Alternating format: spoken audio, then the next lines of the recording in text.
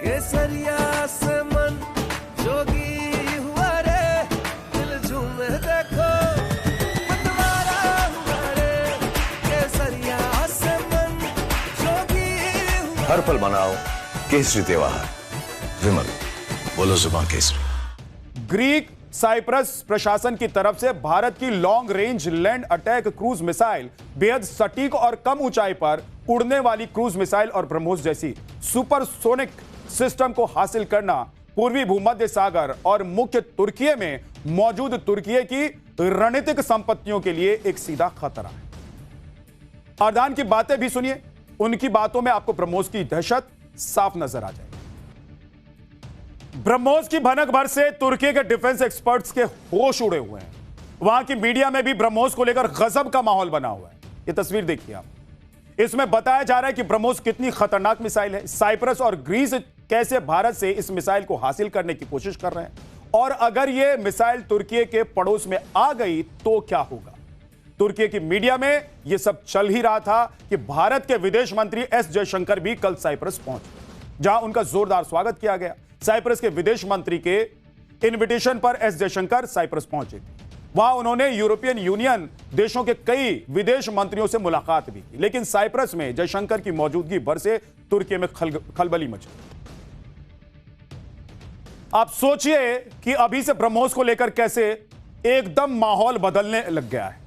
ब्रह्मोस के नाम से तुर्की के हांफने की एक और वजह भी है, ग्रीस कल के रक्षा मंत्री के ने जो खुलासा किया वो बेहद अहम है।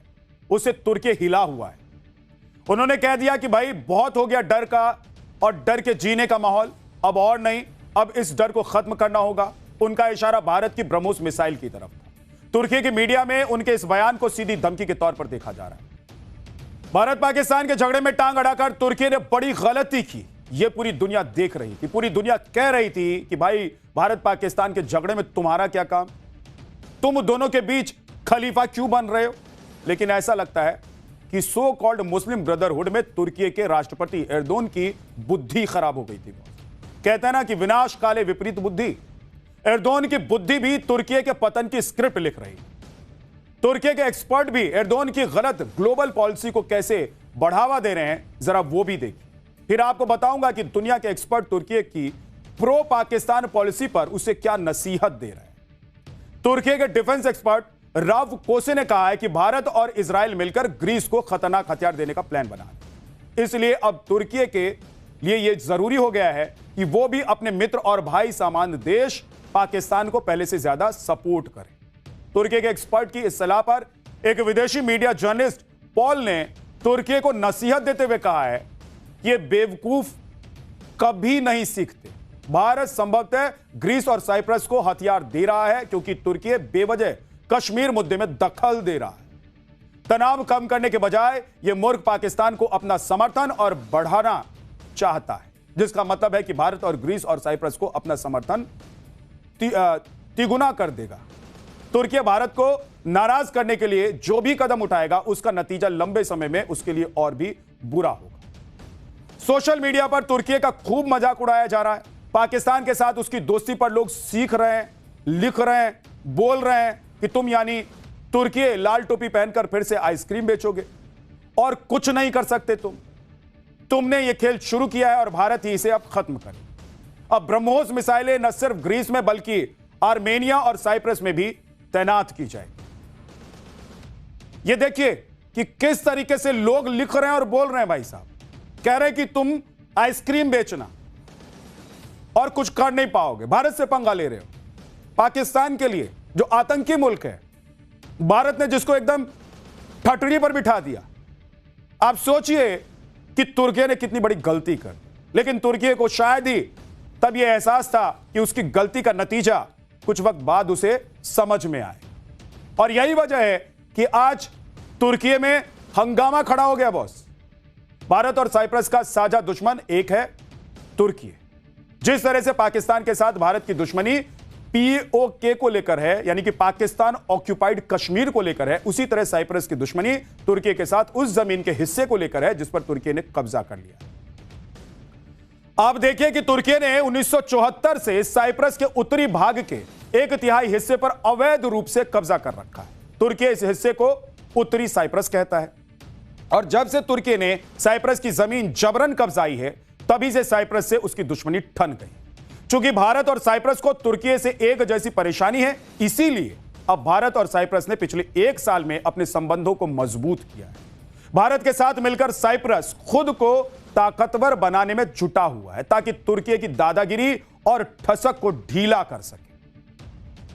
अब तुर्की और ग्रीस के बीच किस बात को लेकर दुश्मनी है वो भी देख लीजिए। भारत के दोस्त ग्रीस के साथ तुर्की का एजियन सागर में समुद्री सीमाओं और हवाई क्षेत्रों को लेकर गंभीर विवाद है। तुर्की के आरोप लगातार ये रहे हैं कि ग्रीस अपने द्वीपों का इस्तेमाल करके उसे सीमित करना चाहता है।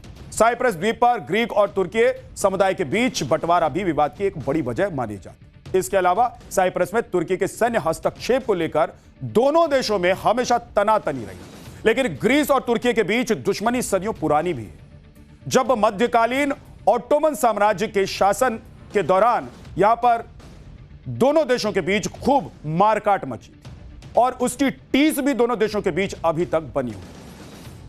आप देखिए कि एक दौर था जब भारत घातक हथियारों के लिए दूसरे देशों पर निर्भर था। जैसे लड़ाई शुरू होती थी हम गोला बारूद के लिए दुनिया का मुंह देखने लग जाते थे, लेकिन अब आत्मनिर्भर वाला दौर है। भारत तेजी से अपने आर्म्स डिपो को भी अप टू डेट कर रहा है और दूसरे देशों को हथियार एक्सपोर्ट करना शुरू कर चुका है। दुनिया के बहुत से देश भारत के हथियार खरीदने के लिए लाइन में खड़े हैं बॉस। इस मामले में पीएम मोदी का विजन बहुत क्लियर है, हथियार बनाइए भी और बेचिए भी। इसलिए अब भारत में पहली बार स्वदेशी फाइटर प्लेन के निर्माण में देश की प्राइवेट कंपनियों को शामिल करने का फैसला लिया गया। रक्षा मंत्रालय ने एडवांस्ड मीडियम कॉम्बैट एयरक्राफ्ट यानी कि AMCA प्रोजेक्ट के लिए 3 कंपनी को शॉर्टलिस्ट किया है बॉस। AMCA भारत का पहला स्वदेशी 5th generation multi role stealth लड़ाकू विमान है। यह ट्विन इंजन वाला है, बेहद एडवांस्ड विमान होगा ये, जो दुश्मन के रडार में आसानी से पकड़ में नहीं आएगा। इसका डिजाइन भारत के एरोनॉटिकल डेवलपमेंट एजेंसी यानी कि जिसे आप ADA के नाम से जानते हैं ने DRDO के तहत तैयार किया है, लेकिन अब इसके निर्माण में प्राइवेट सेक्टर की एंट्री हो रही है ताकि इस प्रोजेक्ट में तेजी लाई जा सके। जिस तरह अमेरिका, फ्रांस, ब्रिटेन और इजराइल जैसे देश प्राइवेट कंपनियों के साथ मिलकर एक से बढ़कर एक फाइटर प्लेन बना रहे हैं, उसी तरह भारत में भी इस सेक्टर में पहली बार प्राइवेट कंपनियों की एंट्री हो रही है। रक्षा मंत्रालय ने एडवांस्ड मीडियम कॉम्बैट एयरक्राफ्ट यानी कि AMCA प्रोजेक्ट के लिए 3 कंसोर्टियम यानी कि बिजनेस ग्रुप्स को शॉर्टलिस्ट किया है। ये कौन कौन से हैं इसके बारे में आपको बता देता हूं। इसका जो सबसे पहला ग्रुप है वो है टाटा एडवांस सिस्टम लिमिटेड, दूसरा है लार्सन एंड ट्यूब्रो LNT और भारत इलेक्ट्रॉनिक्स लिमिटेड यानी कि BEL भेल के नाम से जिसे आप जानते हैं। तीसरा ग्रुप है भारत फोर्स और BEML यानी कि भारत अर्थ मूवर्स लिमिटेड।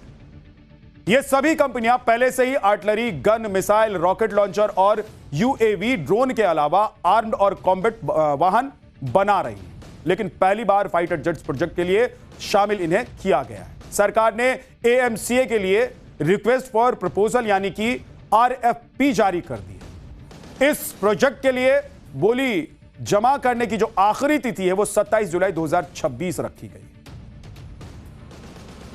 RFP में ऐसे वेंडर्स को आमंत्रित किया जाता है जो कॉन्ट्रैक्ट पाने के लिए पूरी तरीके से योग्य होते हैं। इसमें क्वालिटी, तकनीक, जानकारी, डिलीवरी की टाइमलाइन जैसी जो चीजें हैं उसकी जानकारी होती है। AMCA एक ऐसा फाइटर जेट है जो आने वाले समय में अमेरिका और रूस जैसे देशों का मार्केट हिला सकता है। 5th जनरेशन फाइटर जेट का मार्केट पूरी दुनिया में है और इसीलिए भारत सरकार इस मामले में बहुत सोच समझकर आगे बढ़ रही है। AMCA को एक बेहतरीन क्वालिटी का एडवांस फाइटर प्लेन बनाने के लिए सरकार ने बिडिंग यानी कि बोली जीतने वाली कंपनी के लिए कुछ शर्तें भी रखी है। चुनी गई कंपनी को विमान के ढांचे से लेकर इलेक्ट्रॉनिक सिस्टम, इंजन से जुड़े सिस्टम, फ्यूल सिस्टम और फाइटर कंट्रोल सिस्टम तक सब तैयार करना हो। कंपनी को टेस्टिंग के लिए जरूरी सुविधाएं और ग्राउंड सपोर्ट वाला इंफ्रास्ट्रक्चर भी बनाना हो। रक्षा मंत्रालय ने इस पूरे प्रोग्राम के लिए 7 साल की समय सीमा तय कर दी है। पहला प्रोटोटाइप खरीद का आदेश मिलने के 30 महीने के भीतर उड़ान भरना चाहिए, यानी कि इसके लिए भी डेडलाइन दे दी गई है। ऐसा नहीं कि आपको बोल देंगे, टेंडर दे देंगे, आपको काम मिल जाएगा और उसके बाद आप करते रहे। पहले वाला सिस्टम नहीं है, लटकाने अटकाने झटकाने वाला सिस्टम नहीं। इसके अलावा 64 महीने के अंदर सभी 5 प्रोटोटाइप उड़ान के लिए तैयार होने चाहिए। कंपनी को 84 महीनों के भीतर करीब 1800 टेस्ट उड़ानें पूरी करनी होंगी। इंडियन एयरफोर्स में फिलहाल MiG-29, Sukhoi 30 MKI, Rafale, Mirage 2000, Jaguar और तेजस जैसे फाइटर जेट्स का इस्तेमाल कर रही है।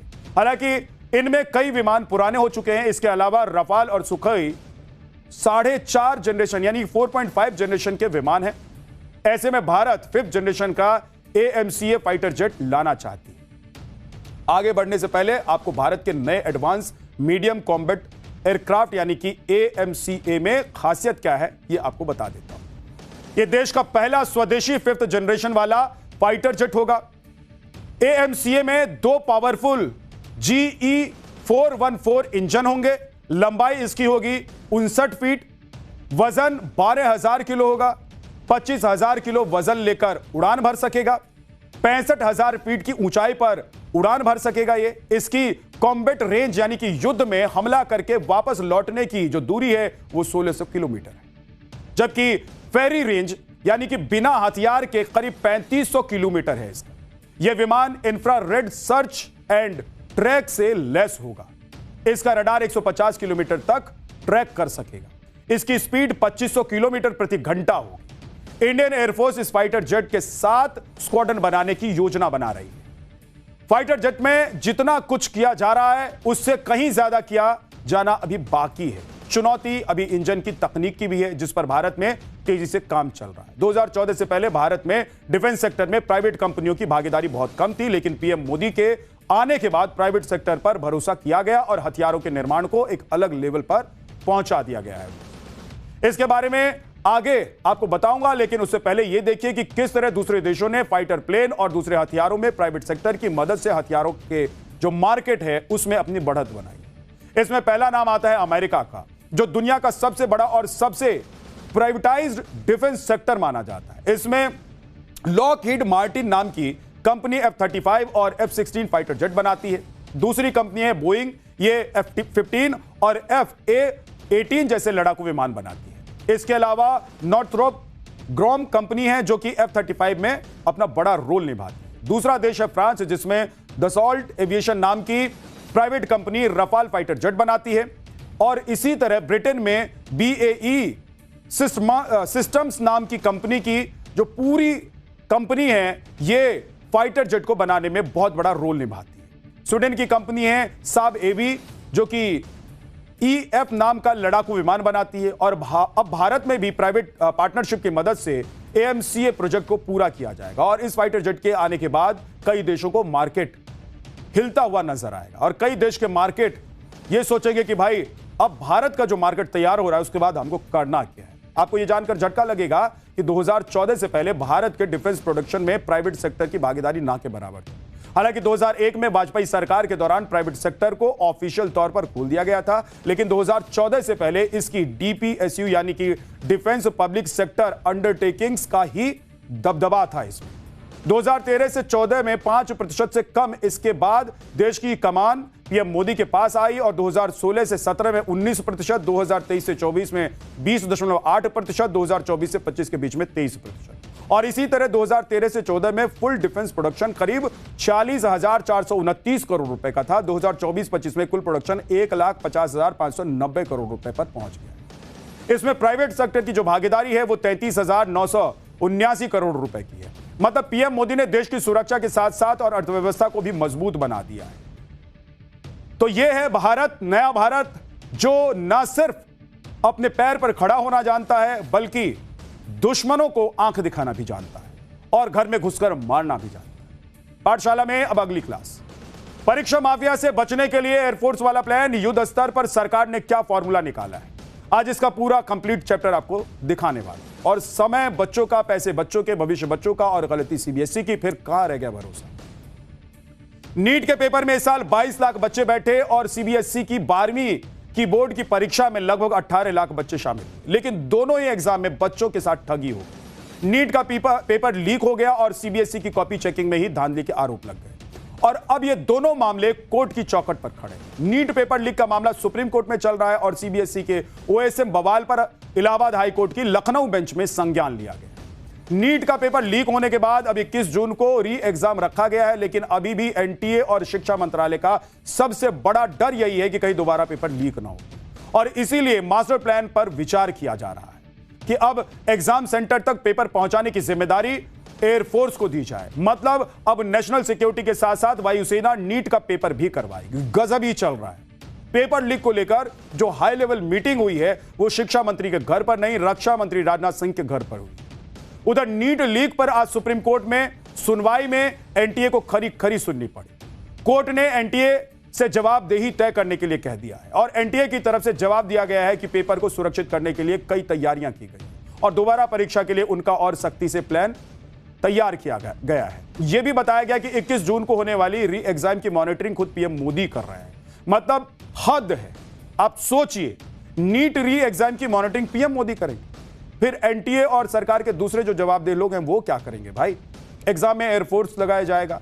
क्या परीक्षा माफिया इतना ताकतवर है कि अब उसे एयरफोर्स के जरिए रोकने की नौबत आ गई है? यह हद हो रखी है। ये सब उस बात का नतीजा है। इस समय रहते आप सोचते रहे, सोते रहे, छात्रों का भविष्य लुटता पिटता रहा। आपने कभी इसे स्वीकार नहीं किया, कभी स्वीकार किया तो एक्शन के नाम पर लीपापोती जैसा कुछ करके निकल गए। लेकिन ये कैसे चलेगा और क्यों चलेगा? कई राज्यों में सरकारों ने सेंटर तक आने और जाने के लिए फ्री में बस की सुविधा का भी ऐलान किया है। सिक्योरिटी और ज्यादा टाइट रखने के इंतजाम भी किए गए हैं। पेपर सेट करने से लेकर प्रिंटिंग तक फुल प्रूफ सिक्योरिटी का इंतजाम किया जा रहा है। लेकिन फिर भी बॉस, सारी तैयारियां एक तरफ हैं, लेकिन सेना, एयरफोर्स या नेवी का क्या यह काम है कि वो एग्जाम का पर्चा इधर से उधर ट्रांसपोर्ट करे? अब यही रह गया था क्या कि एग्जाम सेंटर में आर्मी तैनात हो? गजबे चल रहा है। अब यह ना हो जाए कि परीक्षा लीक माफिया के लिए ब्रह्मोस तैनात किया जाए और इन्विजिलेशन सैटेलाइट से हो। ये बातें लोग सोशल साइट्स पर कर रहे हैं, लिख रहे हैं, और इसके पीछे छात्रों का गुस्सा है, आम लोगों का गुस्सा है। एक परीक्षा सही से नहीं करवा सकते, वो भी बार बार अलग अलग एग्जाम के पेपर लीक हो रहे हैं और जवाबदेही किसी की तय हो ही नहीं रही। क्यों भाई? उधर नीट लीक पर बवाल के साथ सीबीएसई का नया मार्किंग सिस्टम भी सवालों के घेरे में। मार्किंग सिस्टम पर भरोसा इतना कम है कि 12वीं की बोर्ड परीक्षा में शामिल लगभग हर चौथे बच्चे ने अपनी आंसर शीट की स्कैन कॉपी मंगा रखी। बच्चे रो रहे हैं, परेशान हो रहे हैं। नवभारत की स्पेशल कवरेज में आपने देखा कि पूरे देश के बच्चे क्या बोल रहे हैं। मार्किंग सिस्टम की वजह से उनके बढ़िया कॉलेज में एडमिशन का सपना टूट गया है। कौन देगा इसका जवाब? लेकिन इसका फुल प्रूफ सॉल्यूशन खोजने की जगह सीबीएसई क्या कर रही है, यह सबसे बड़ा सवाल। सीबीएसई पर यह आरोप लग रहा है कि अपनी गलती पर लीपापोती करने के लिए वो स्कूल के प्रिंसिपल से ओएसएम के सपोर्ट में वीडियो बनाने को कह रहे हैं। मतलब टोटल बात इतनी है कि शायद ही कोई एग्जाम बचा है जो नीट एंड क्लीन रह गया हो, और जिन एजेंसियों को, जिस मंत्रालय को छाती ठोक कर यह कह देना चाहिए था कि अब से कोई पेपर लीक नहीं होगा, मेरी गारंटी है सारे पेपर लीक माफिया मिट्टी में मिला दिए जाएंगे, उसके पास इतना कॉन्फिडेंस तक नहीं दिखाई दे रहा। ये पूरा डिटेल चैप्टर आज आपको दिखाने वाला, लेकिन सबसे पहले एक वीडियो।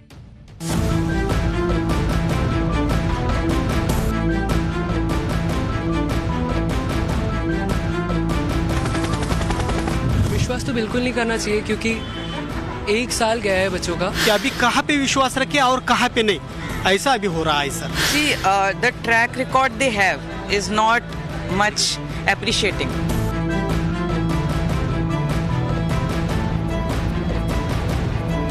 यह जो हम अपने आंखों पर यह चश्मा लगाए हैं सीबीएसई का, यह स्पष्ट तमाचा सीबीएसई के मुंह पर है और इस सरकार के मुंह पर है।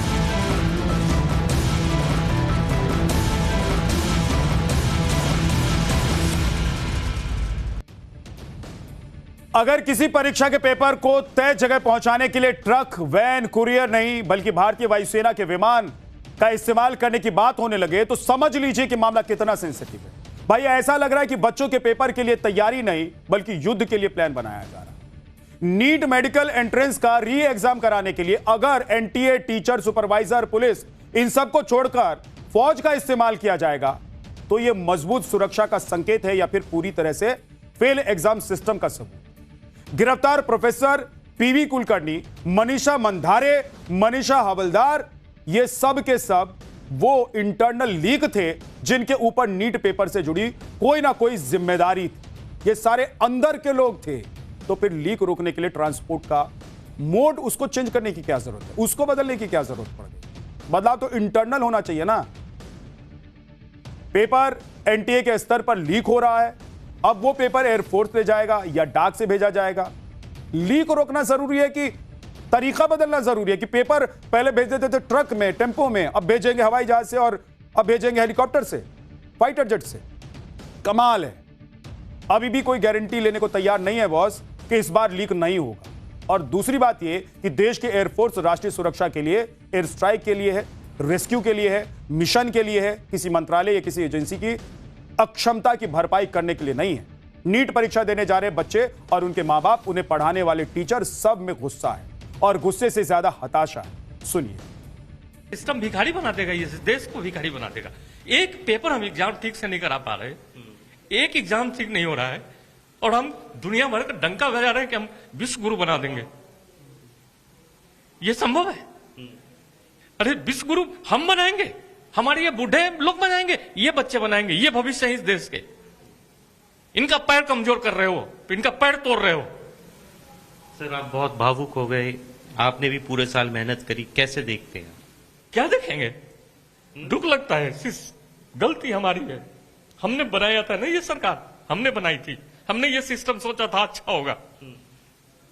आज अफसोस हो रहा है, अच्छे के लिए किया था। इन बच्चों का जो हो रहा है इनके साथ, उसका पाप का भागीदार मैं भी हूं उसका। आप सोचिए, आप देखिए कि एक पेरेंट्स का दुख क्या है, उसकी हताशा क्या है, उसकी मजबूरी क्या है। वो अपने बच्चे को अच्छे स्कूल में एडमिशन कराता है, अपना घर, अपना खर्चा काट के वो बच्चे को पढ़ाता है, वो महंगे महंगी किताबें और महंगी महंगी फीसें भरता है। बच्चे पेपर देकर आते हैं या पेपर देने के लिए जाते हैं, उसके बाद पता चलता है कि फर्जीवाड़ा हो गया, उसके बाद पता चलता है कि गड़बड़ी हो गई। आप देख रहे हैं, ये पेरेंट्स हैं, इनकी आंखों से आंसू छलक रहे हैं भाई साहब। आप सोचिए कि इन परिवारों पर क्या बीत, क्या सोच रहे होंगे ये लोग, इनके बच्चे और उन छात्रों के बारे में आप सोचिए। नीट के पेपर ट्रांसपोर्ट करने के लिए वायुसेना के इस्तेमाल पर विचार करने वाली खबर जब से सामने आई है, राजनीति भी शुरू हो गई। वैसे मैं ये साफ कर दूं कि सरकार की तरफ से अभी कोई अंतिम फैसला नहीं लिया गया है और यह प्रस्ताव प्रधानमंत्री के सामने रखा जाना भी बाकी है। पर कुल जमा बात यह है कि जब से वायुसेना का नाम आया है तब से पॉलिटिकल अटेंशन जरूर मिल रहा है। सुनिए विपक्षी नेता क्या कह रहे हैं। राज्य के मुख्यमंत्री देवेंद्र फडणवीस, क्या उनकी कोई जिम्मेदारी नहीं बनती? लेकिन इतने सालों से उनके नाक के नीचे नीट पेपर लीक का कांड चल रहा था और पूरे देश में महाराष्ट्र की बदनामी हुई। और अब आर्मी को बुलाया है एग्जाम लेने के लिए। आर्मी क्या क्या करेगी? अब आज की डेट में धर्मेंद्र प्रधान हो, नरेंद्र मोदी जी हो, वायुसेना की मदद ले लें, ब्रह्मोस मिसाइल लगा दें, क्या हर परीक्षा सेंटर पर ये लोग जो है तोपें भी लगा दें? लेकिन परीक्षा लीक तो हो चुकी है ना। अब जिस तरीके की जो जुमलेबाजी की जा रही है, बयानबाजी की जा रही है, इसमें हंसी के सिवाय और कुछ नहीं आता और करुणामयी हंसी आती है क्योंकि बच्चों का भविष्य बर्बाद हो रहा है। सरकार ने अगर सच में यह सोचा है, मीटिंग में सच में अगर यह बात हुई है कि अब हमको वायुसेना के जरिए एग्जाम के जो पेपर हैं वो पहुंचाने होंगे और इसको सच में लागू अगर किया जाएगा, तो आप सोचिए ये कितना बड़ा सवालिया निशान है उस व्यवस्था के लिए, उस सिस्टम के लिए जिसके ऊपर जिम्मेदारी है कि वो बच्चों की परीक्षाएं कराए, शुद्ध परीक्षा कराए, निष्पक्ष परीक्षा कराए, बिना किसी भेदभाव के परीक्षा कराए और बच्चों के नतीजे सही आए। अब आपको बताता हूं ये जो सारा बवाल हुआ है ना, इसको समेटने के लिए कितने पैसे लगने वाले, और ये पैसे भी आपकी हमारी जेब से ही जाएंगे। मतलब नीट लीक की चोट भी हमारे ऊपर, हमारे बच्चों के ऊपर लगे, और उसकी भरपाई भी हमारी और आपकी जेब से हो। नीट रिफंड का जो ऐलान एनटीए ने किया है उसमें लगभग 330 करोड़ रुपए लग रहा है। नीट रीटेस्ट का ऑपरेशन कॉस्ट लगभग 220 करोड़ रुपए आने वाला है। नीट की सिक्योरिटी और एडमिशन कॉस्ट 100 करोड़ से 200 करोड़ रुपए के बीच है। सीबीएसई के नए मार्किंग सिस्टम से जो तूफान उठा है, जिसके बारे में आपको आगे मैं बताने वाला हूं डिटेल में, इसमें रिवैल्यूएशन फीस की कटौती का भार 68 करोड़ रुपए है। रिवैल्यूएशन कॉस्ट 9 से 10 करोड़ रुपए के बीच है और सीबीएसई ऑपरेशन और शिकायतों का कॉस्ट 10 से 20 करोड़ रुपए है। मतलब देश में पैदा हुए एग्जाम क्राइसिस का बिल जो हमारी आपकी जेब से लगता है वो लगभग 850 करोड़ से 1000 करोड़ बैठता है। तो बस तैयार हो जाइए, ये बिल भी आपको ही भर। पहले अपने बच्चों की पढ़ाई लिखाई पर आप खर्च कीजिए, बिल भरिए उसका, फिर एग्जाम का बिल भरिए, फिर वो एग्जाम जब लीक हो जाए तो उसका भी बिल आपके ही नाम पर फटेगा। आज सुप्रीम कोर्ट में भी नीट री एग्जाम को लेकर सुनवाई हुई। सॉलिसिटर जनरल तुषार मेहता ने कोर्ट को बताया कि नीट पेपर लीक की जांच को प्रधानमंत्री नरेंद्र मोदी खुद मॉनिटर कर रहे हैं ताकि कोई चूक ना हो। वहीं सुप्रीम कोर्ट ने एनटीए को कड़ी फटकार लगाई है और कई अहम सवाल पूछे। सुप्रीम कोर्ट ने पूछा है कि लीक प्रूफ सिस्टम का आश्वासन देने के बाद भी बार बार पेपर लीक क्यों? राधाकृष्णन कमेटी की सिफारिशों का क्या हुआ? सिफारिशें लागू हुई या नहीं हुई, यह कोई देख भी रहा है क्या? यूपीएससी का पेपर लीक नहीं हुआ, एनटीए को उनसे सीखना नहीं चाहिए क्या? या तो सिफारिशों में कुछ गड़बड़ी है या फिर उन्हें लागू ही नहीं किया गया। इसके लिए कौन जिम्मेदार है? ये सब बातें सुप्रीम कोर्ट ने कही।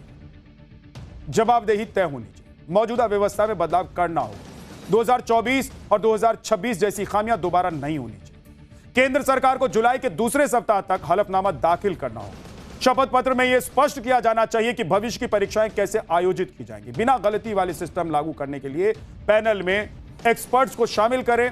टेम्पर प्रूफ सिस्टम बनाने की बात भी इसमें कही गई। एनटीए की तरफ से सुप्रीम कोर्ट में हलफनामा दाखिल करके जवाब दिया गया है, जिसमें एनटीए ने सुप्रीम कोर्ट को बताया है कि री एग्जाम को कैसे फुल प्रूफ बनाने की उसमें तैयारी है।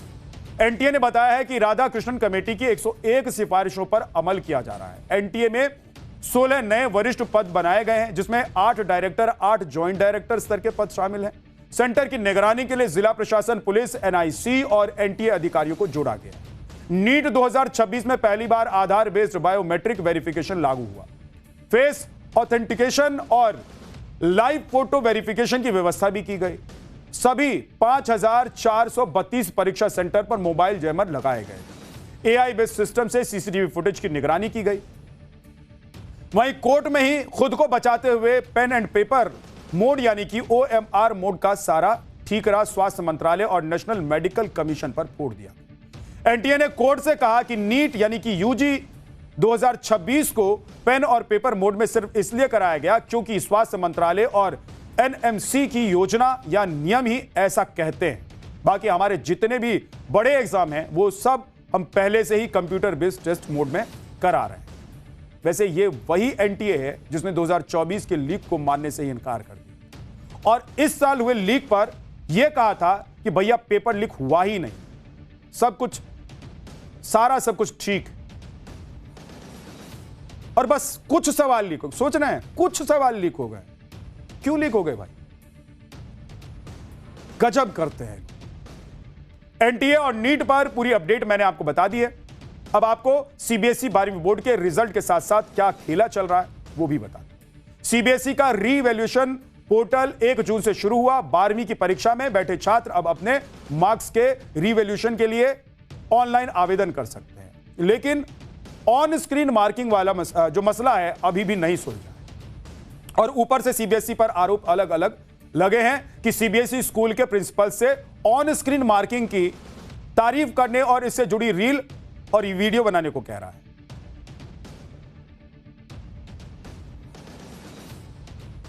पाठशाला में अब अगला चैप्टर जिसमें आपको बताएंगे बंगाल में टीएमसी राज के गुंडों की चप्पल परेड, वसूली दादा की काली कमाई देख होश उड़ जाएंगे। बांग्लादेशी घुसपैठिए ने टीएमसी की कलई खोल दी। पाठशाला में बॉर्डर वाला स्पेशल चैप्टर।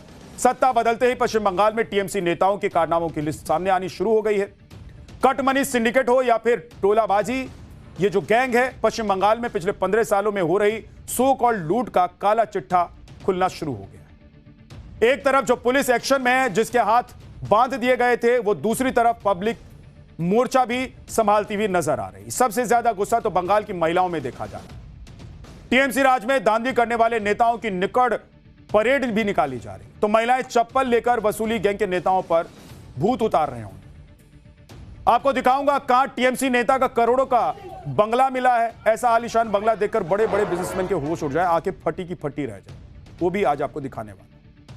आज आपको यह भी दिखाने और बताने वाला हूं कि बंगाल में घुसपैठ का पूरा रैकेट कैसे चल रहा था। फर्जी आधार कार्ड और बर्थ सर्टिफिकेट का पूरा रिकॉर्ड बताऊंगा। यह भी बताऊंगा कि कैसे घुसपैठियों के बाद टीएमसी में भगदड़ मची हुई है। पश्चिम बंगाल की शुभेंदु सरकार ऐसे एक्शन मोड में है कि ऐसा लगता है कि मानो योगी मॉडल को भी पीछे छोड़ दिया गया हो। बंगाल में गुंडे माफियाओं के खिलाफ ताबड़तोड़ ऑपरेशन क्लीन अभी चल रहा है। टीएमसी राज में पैदा हुए वसूली गैंग सड़क पर आधे कपड़ों में नजर आ रहे हैं आज। और तस्वीरें बंगाल की नहीं बल्कि पूरे भारत में वायरल हो रही हैं। ये तस्वीरें जो बंगाल की हैं पूरे भारत में वायरल हो रही हैं, क्योंकि जिस बंगाल को बदलने का संकल्प पीएम मोदी ने लिया था वो अब जमीन पर साकार होता हुआ नजर आ रहा है। सीएम शुभेंदु की तरफ से फ्री हैंड मिलते ही बंगाल पुलिस ने करेक्शन शुरू कर दिया है और गुंडे माफियाओं को चहेट कर पकड़ा जा रहा है और फिर इनकी निक्कर परेड निकाली जा रही। निक्कर परेड निकाली जा रही है। अब सोचिए, जहां ये भी तोलाबाजी करते थे, जिन इलाकों में रौब झाड़ते थे, महिलाओं को छेड़ते थे, वहां आज देखिए लोग कैसे घूम रहे, इनको कैसे परेड कराया जा रहा है। लड़कियों का बाहर निकलना ये दुश्वार कर दिए हुए थे। और सोचिए, ये सब एक ऐसे प्रदेश में चल रहा था जिसकी मुख्यमंत्री एक महिला थी। तस्वीरें देखिए, उत्तर 24 परगना की तस्वीरें हैं जहां टीएमसी नेता संतू सिंह और मोंटू रॉय को पुलिस ने गिरफ्तार किया और इसके बाद शॉर्ट्स और बनियान में बीच बाजार परेड निकाली। उसी इलाके में परेड निकाली गई जहां पर कभी इन दोनों माफियाओं की दादागिरी चलती थी। उत्तर 24 परगना की ही बीजपुर सीट से टीएमसी के बाहुबली अभिजीत रॉय उर्फ बोनी को भी पुलिस ने धर दबोचा था। बोनी राय का इस इलाके में भारी दबदबा होता है। उसके डर से पब्लिक तो क्या, बंगाल की पुलिस भी चू तक नहीं बोल पाती। सोचिए, आज वही बंगाल पुलिस है और वही माफिया है, लेकिन सीन बदला हुआ है क्योंकि इन गुंडे माफियाओं की जड़ कट चुकी है। ऐसे माफियाओं को लेकर महिलाओं में कितना गुस्सा है वो देखिए। जब बोनी रॉय को पुलिस कपड़े उतारकर परेड कराने के लिए लेकर आई, कई महिलाएं पत्रकार ने उसे जमकर खरी खोटी सुनी। ये वही बोनी रॉय है जो इतना दबंग था कि 2024 के चुनाव के दौरान खुलकर धांधली कर रहा है। इस दौरान जब केंद्रीय बलों ने उसे रोकने की कोशिश की थी तो वो उनसे भी भिड़ गया था। लेकिन जब बोनी भीगी बिल्ली बन गया है अब, तो देखिए हालत क्या है, क्योंकि उसे पता है कि बंगाल बदल गया है। अब अगर आए बाएं साई करेंगे तो ठोक दिए जाएंगे, पुलिस छोड़ेगी नहीं। बंगाल के बीजपुर में बोनी रॉय ने कैसे वसूली सिंडिकेट खड़ा किया था, हमारी संवाददाता की एक ग्राउंड रिपोर्ट आपको दिखा। उत्तर 24 परगना का बीजपुर इलाका और वही का ये रेलवे कॉलोनी बौनी, जिसका नाम जो है अभिजीत राय है और इस पूरे इलाके में खौफ बन गया था। हम आपको दिखा रहे हैं कहां से वो ऑपरेट करता था। इस जो ऑफिस आप देख रहे हैं यहाँ पर, उसको तृणमूल कांग्रेस के पार्टी दफ्तर के तौर पे इस्तेमाल करता था। बौनी के साथ जो है तृणमूल कांग्रेस के नेता कार्यकर्ता इस दफ्तर में बैठते थे। अभी भी अगर आप देखें तो यहाँ पर टेलीविजन सेट, ममता बनर्जी की फोटो और तमाम चीजें यहाँ पर रखी हुई है। लेकिन उसकी गिरफ्तारी के बाद जो है यहाँ पर इलेक्ट्रिसिटी कनेक्शन को जो है डिस्कनेक्ट कर दिया गया है और आज उसका जिस तरह से हाल हुआ है, उसके पास न तो कोई तृणमूल कांग्रेस के नेता है या फिर कार्यकर्ता है, क्योंकि हर कोई डरा हुआ है। क्योंकि बौनी की इलाके में जो लोगों को डराया धमकाया करता था, अगर अब वो निकले तो उनके साथ जो है वही हाल होगा।